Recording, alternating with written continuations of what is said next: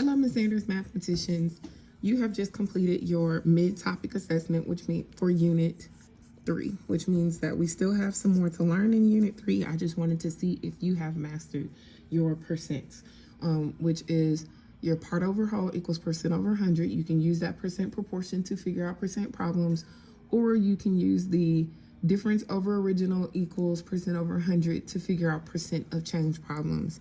And also simple interest as well, which is your I equals PRT.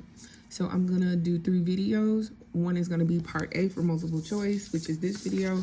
The next video will have open response questions, and then your last video will have the griddable response questions. All right, well, let's get started. So the price for a pair of jeans was reduced from $40 to $20 or $24. By what percentage was the price for jeans reduced?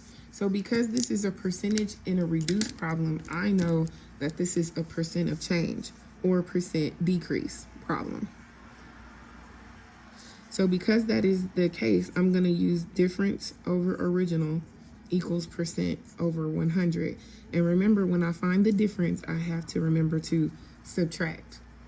So in the problem, we know we're looking for the percent because it says what percent. We don't know. So we're going to put an X there, or you can put a percent sign, whatever you want to put. We know the 100 always stays the same.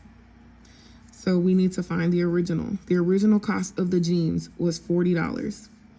It went from 40 to 24. So now I have to find the difference in order to put my number at the top. So remember, my difference, I have to subtract. So 40 minus 24 gives me 16. And of course, I just know that. But if you don't know that, please put that on your calculator.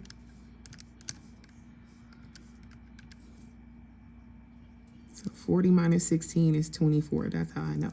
Or 40 minus 24 is 16. Awesome. So I'm going to put my difference there because that's the difference between my numbers being subtracted. So now I'm going to solve this problem. And to solve it, I need to multiply 16 times 100 and then divide by 40 to get the answer. So 16 times 100, and that's going to equal 40 times X. Once I multiply these two numbers, which if you don't know that by heart, put it on the calculator, but I know that by heart, so I'm going to do that. And then once I get those, I'm going to divide by 40. And that means that X is going to be equal to 1600 divided by 40 equals 40. So that means our percent is 40%. So the jeans were decreased by 40%, which is great. That's a good deal. I'd rather pay $24 for some jeans than to pay $40 for jeans. All right, number 2. Nora has a collection of 2,500 stamps. So that's the collection. That already tells me that's the whole. Of these stamps in her collection, she has 3 different kinds. She has 30% that show U.S. presidents, 45% that shows animals, and then the rest of them show famous athletes.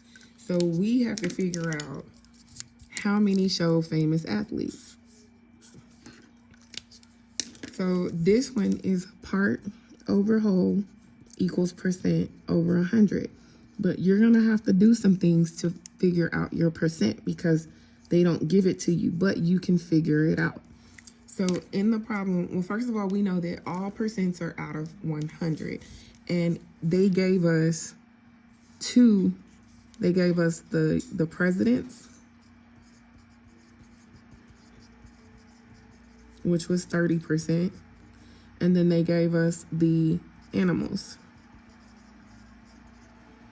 which is 45%. We just need to figure out the athletes. And we know that all of these together should equal 100.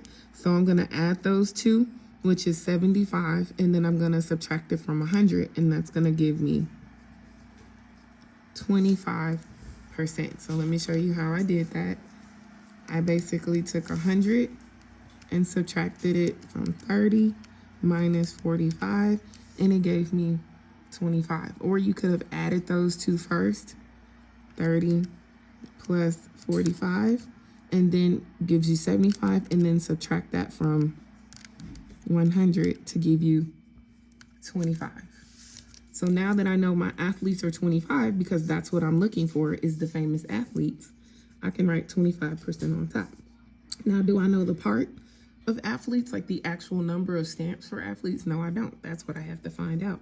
But I do know the total collection, which is my whole, and that is 2,500. So now I'm just going to solve this. So I'm going to multiply 2,500 times 25, and that's going to equal 100 times x. So I'm going to multiply those, 2,500 times 25, and that's going to equal 62,500. And then I'm going to divide by 100 on both sides. And remember, 100 divided by 100 cancels to 1, so you're left with that x. And then we just need to divide, but I don't have to divide because it's dividing by 100. I can just take the two zeros off, and then I'm left with 625, which is A. All right, number 3. The price of a picture frame plus is $12 plus 7% sales tax. What is the amount of sales tax on this picture frame? So again, I can see that this is a part over whole equals percent over 100. So I just need to figure out what is the sales tax on this item. What is the tax? The amount. So because the amount is what I'm missing, then I know I'm missing the part. Because if it was the percent amount, they wouldn't have gave me the percent. So I know I'm missing the part on this one. So I'm going to fill it in. I know that the sales tax is 7%. My 100 stays the same. The cost of the picture frame is $12. That's my whole. So now I'm looking for the actual amount of the sales tax. So I'm just going to follow my process again. 7 times 12, which I know is 84, I believe, but I'm just going to make sure on my calculator. And that's going to equal 100 times x.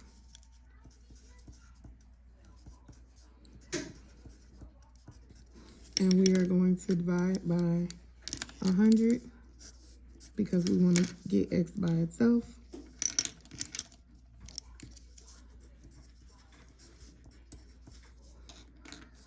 And I just moved the decimal 1, 2, because that's what dividing by 100 is, just like when we did it here, it's just moving it 1, 2.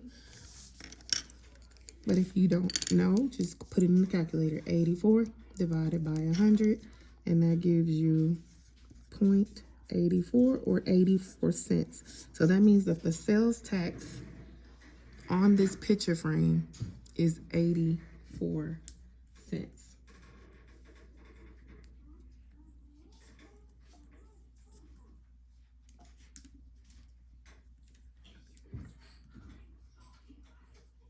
The great thing about this, that they might try to trick you, is they might have asked you for what is the sales tax and what is the sales tax and the picture frame. But this one just asks what was the sales tax. But if they ask you what is the sales tax and the cost of the picture, you would have added that to it. But in this case, they didn't do that. All right, this is our last question, or we have 2 more questions. Number 4. Oh no, this is our last multiple choice. All right, number 4. Bless you, Abby. Jai Lee invested an initial amount of $480 into an account with a 3% simple interest rate. If Jai Lee does not make any withdrawals or additional deposits, what's the total amount will she have at the end of 7 years? So with this one, we have a formula for that. And it's I equals P R T. The P is the principal, the R is the rate, which has to be in decimal, and the T is the time. So I'm just going to color code. We have the time, which has to be in years. We have the rate, but we have to change that to a decimal. 3% simple interest rate. And then we have the initial principal, which is $480. So now we're going to figure this out. We're going to multiply the principal times the rate, which is 0.03. The way we change a percent to a decimal is we move the decimal 2 times over, and that's how we change it. And then the time, which is 7 years. So we just need to multiply all these together to get our answer. So this is what it looks like in the calculator. 480 times 0.03 times 7.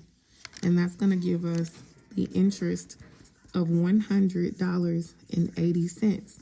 However, that is not the correct answer because they're saying how much will she have? What's the total amount that she will have? So you have to take the interest and add it to the principal.